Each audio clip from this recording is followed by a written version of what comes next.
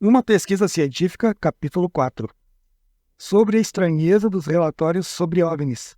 Devo acrescentar nunca ter sido um daqueles que acreditavam em OVNIs, mas este foi tão inexplicável dentro dos padrões atuais que me deixou imaginando coisas. Extraído de uma carta dirigida ao Dr. Coldwell relatando um OVNI. Os OVNIs existem para a maioria de nós como relatos, e na maioria consideramos tais relatos histórias sensacionalistas publicadas por revistas de baixa qualidade e como artigos jornalísticos esparsos. Polícia procura objeto misterioso ou avião seguido de perto por um OVNI brilhante. Notícias jornalísticas desse tipo tornaram-se tão comuns em certa época que os editores passaram a não considerá-las dignas de publicação. Porém, formando um forte contraste, o OVNI existe como uma experiência pessoal e intensa para quem o viu. A distância entre os dois modos de tratar o assunto é um abismo intransponível. O problema é criado pelo fato de que a maioria dos relatórios sobre OVNIs é extremamente decepcionante. Contém tão poucos fatos. Esta falha, por si só, afastou diversos cientistas do estudo do assunto, pois estes homens esperam encontrar dados para pesquisar da maneira como estão acostumados a tê-los.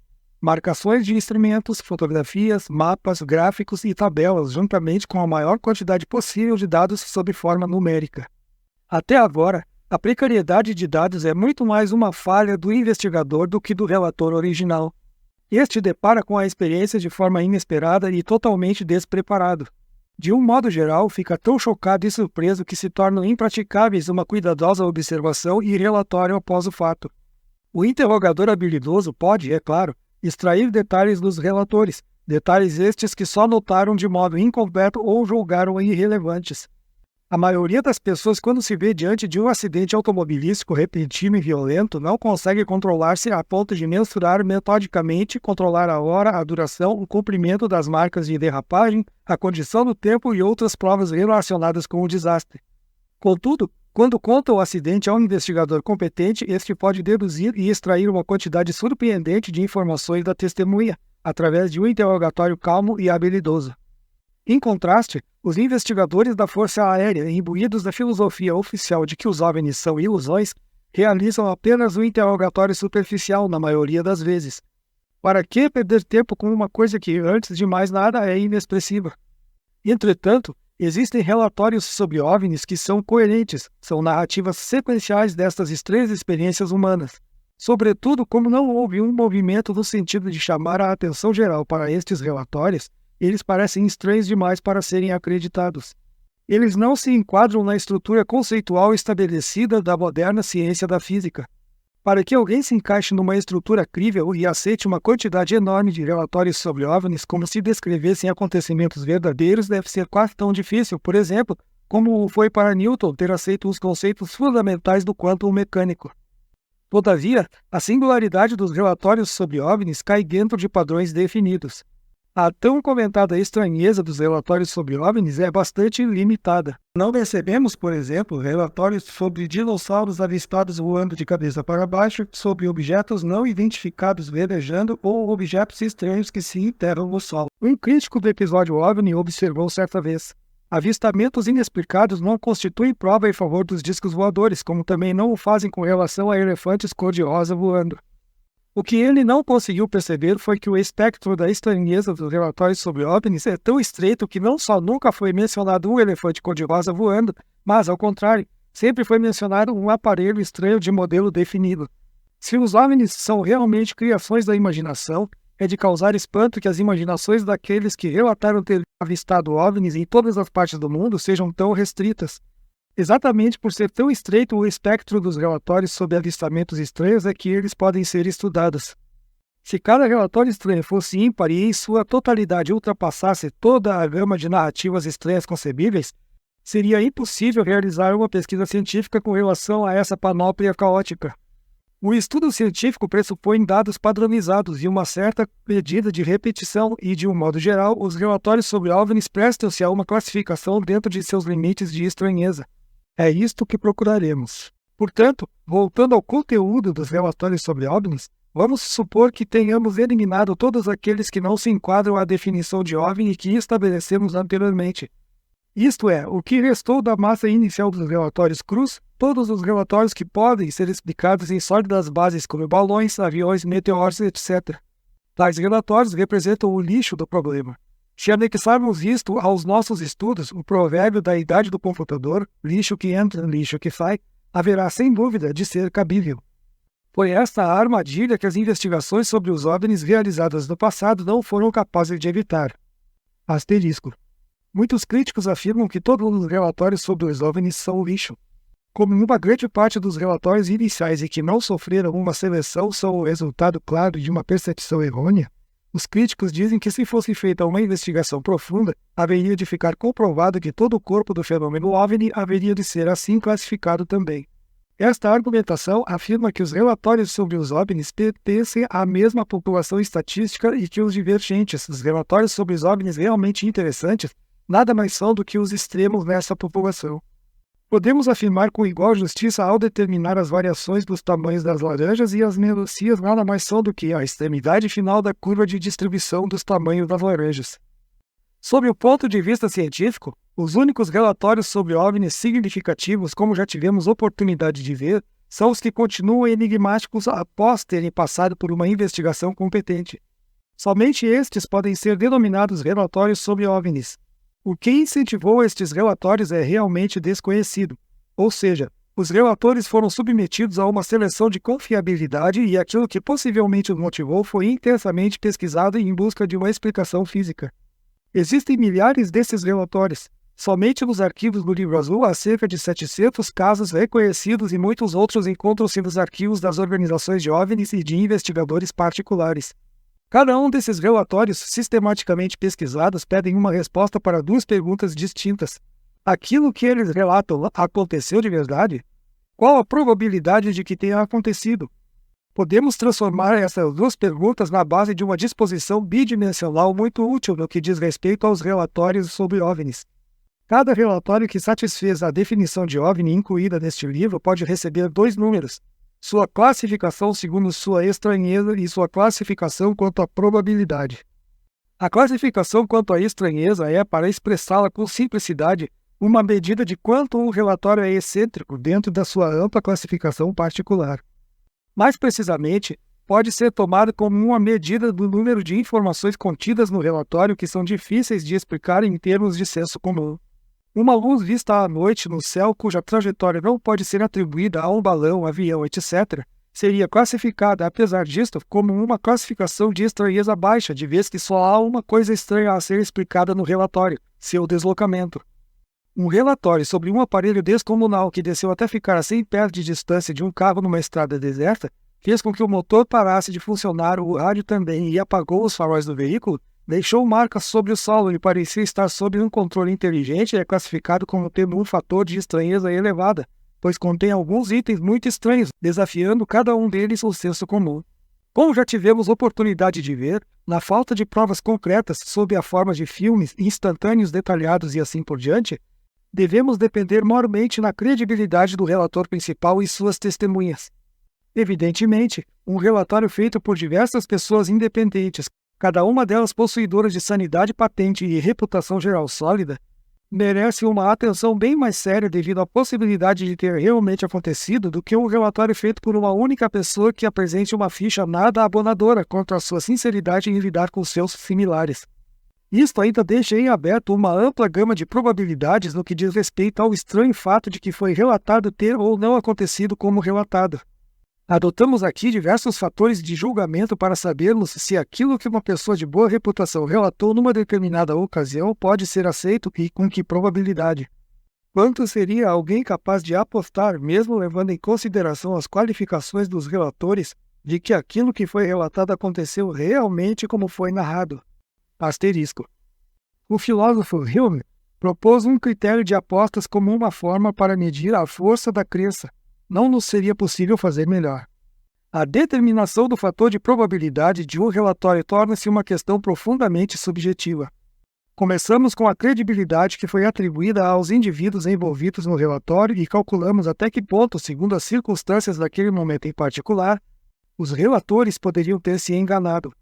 Os fatores que devem ser estudados neste caso são a consistência intrínseca do referido relatório, a coerência entre os diversos relatórios existentes a respeito do mesmo incidente, a maneira usada para redigir o relatório, a convicção transmitida pelo relator ao investigador e, finalmente, o julgamento sutil para ver se tudo aquilo é coerente. Seria de grande utilidade para a determinação da cota de probabilidade se o detector de mentira e outros testes psicológicos pudessem ser adotados. Da mesma forma, também seria de grande valia um pronunciamento médico sobre o estado de saúde do relator no momento ou a comunicação de qualquer distúrbio emocional sério imediatamente antes do fato relatado ter ocorrido. Seria ideal e teríamos assim uma significativa cota de probabilidade se pudéssemos contar com o julgamento de mais de uma pessoa. Contar com isso tudo é um luxo raramente praticável. Devemos nos arranjar com o material e as instalações com que contamos. No que diz respeito, quase não encontrei dificuldades para determinar o fator de estranheza, costumo classificá-la de 1 a 10, porém no que diz respeito à determinação da probabilidade, as coisas tornam-se mais difíceis. Uma certeza, P igual a 10 é praticamente impossível, isso é claro. P igual a 0 também é impossível devido às circunstâncias, pois o relatório original nem teria sido levado à consideração. O número de pessoas envolvidas no relatório, principalmente se forem feitos relatórios individuais, é de grande valia. Não concedo mais de 3 pontos ao fator de probabilidade a nenhum relatório feito por uma pessoa apenas, e, assim mesmo, é preciso que ela goze de uma reputação muito sólida. Assim agindo, não pretendo difamar a pessoa, mas simplesmente proteger-me contra a possibilidade de que aquele relator possa ter se equivocado honestamente a respeito da experiência por que passou. Quando o relatório é coerente no seu todo, não posso honestamente encontrar razões para duvidar das palavras dos relatores. Ou melhor, a menos que eu deliberadamente e sem nenhum motivo resolvesse chamá-los todos de mentirosos, concedo uma probabilidade 5 ou mais alta. As atribuições dadas à parte superior direita do diagrama mostrando os índices E, P relativos aos casos apresentados neste livro, os símbolos adotados para as classificações dos casos estão explicados embaixo. São esparsas devido à severidade do critério adotado. Contudo, na verdade, descobri que um relatório ao qual foi concedido um E de 3 e um P de 5 ou um índice conjugado de EP igual a 35, deveria chamar a atenção e desafiar a ciência sob todos os aspectos. Os símbolos usados no diagrama EP referem-se à classificação do conteúdo do próprio relatório, independentemente do relator. O sistema de classificação em si mesmo é empírico, baseado na maneira como é relatada uma observação de um OVNI. Não pressupõe nenhuma teoria a respeito da origem dos OVNIs, mas é útil pois delineia os padrões que mais prevalecem nos relatórios sobre OVNIs. A classificação possui duas divisões principais. 1. Aqueles relatórios nos quais o OVNI é descrito como tendo sido observado de alguma distância. 2. Aqueles que envolvem os avistamentos mais próximos. A linha divisória não é muito marcante, mas os casos de encontros imediatos são aqueles em que os objetos são vistos suficientemente de perto, geralmente a menos de 500 pés de distância, a fim de que sejam considerados como áreas extensas, e não como pontos próximos, e por isso mesmo pode-se notar muitos detalhes sobre eles. Os encontros imediatos incluídos na categoria 2 estão nitidamente capacitados a conter maiores informações sobre a estranheza do que aqueles da categoria 1, de vez que as testemunhas devem ter tido a oportunidade de observar cores, saliências, dimensões, sons, detalhes estruturais, movimento linear ou de rotação, ocupantes e qualquer tipo de ação conjugada do OVNI com o meio ambiente. Os OVNIs mais distantes quase sempre terão uma cota E mais baixa, simplesmente porque não havia muita coisa para ser observada e, portanto, explicada.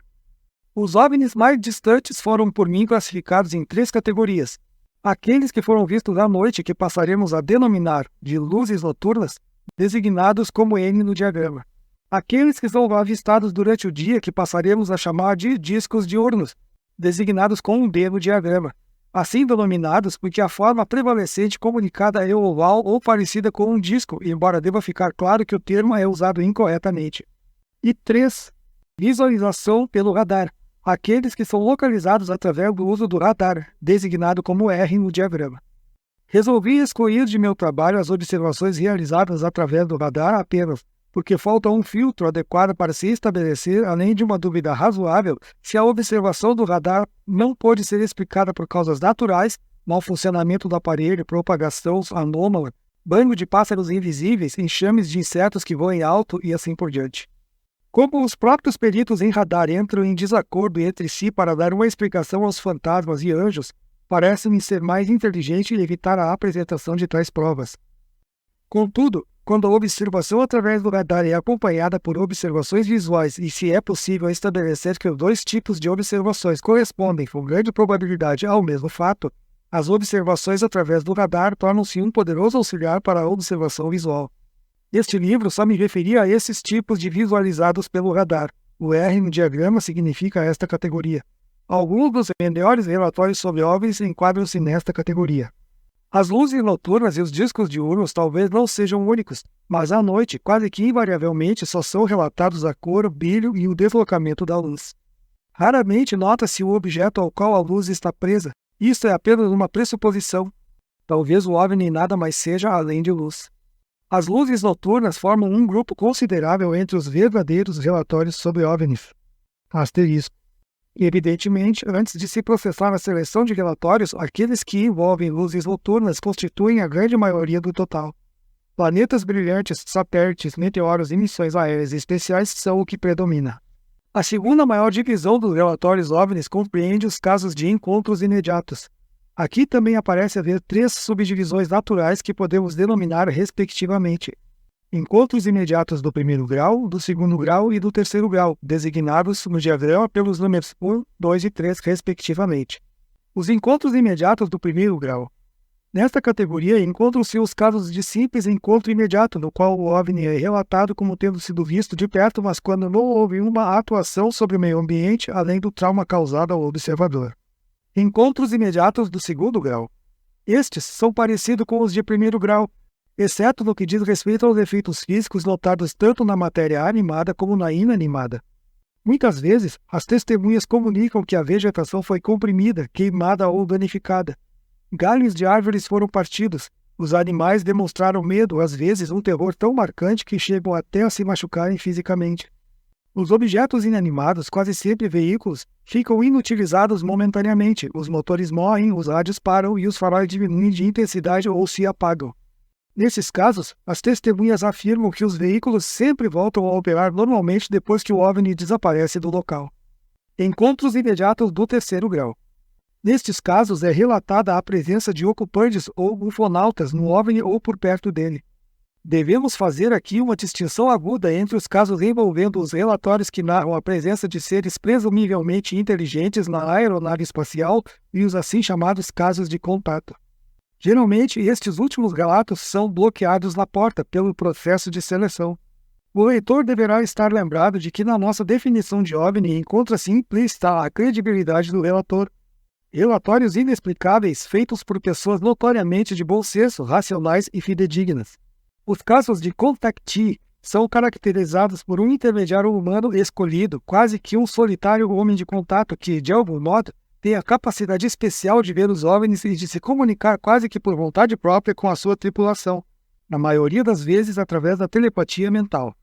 As pessoas deste tipo não só acabam sendo consideradas fanáticas pseudo-religiosas, como também possuem um baixo valor de credibilidade, trazendo-nos mensagens dos homens do espaço com um conteúdo singularmente escasso.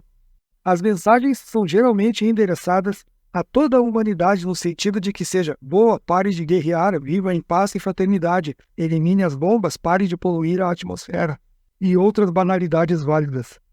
De um modo geral, o contatado considera-se um encarregado messiânico que deve entregar a mensagem em amplas bases. Eis porque, de tempos em tempos, aparecem diversos cultos de discos voadores.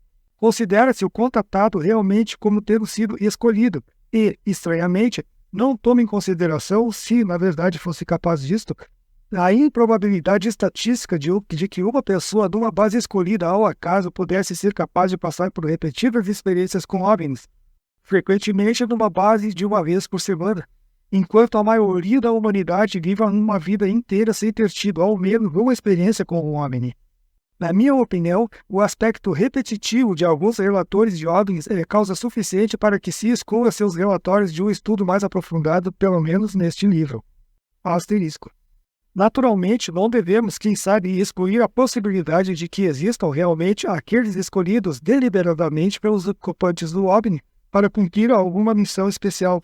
Neste caso, entretanto, não podemos nos esquecer da piada inglesa. Como falta sorte a estes visitantes do espaço, todas as vezes escolhem alguém que não regula bem da bola.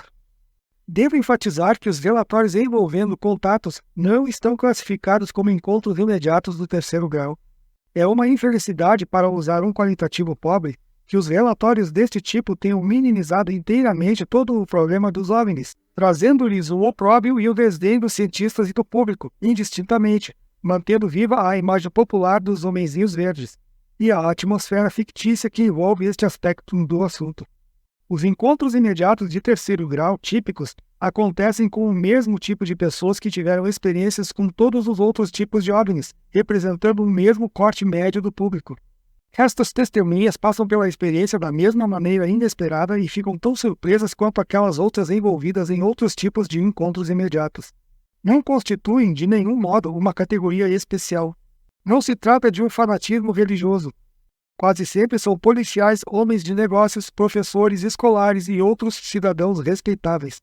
Quase que invariavelmente seu envolvimento com um OVNI ocorre apenas uma vez, ao passo que, como tivemos oportunidade de ver, os casos que envolvem um contatado são quase sempre repetições extravagantes. E o avistamento de ocupantes é geralmente um aspecto periférico. Nestes casos, os ocupantes raramente tentam se comunicar.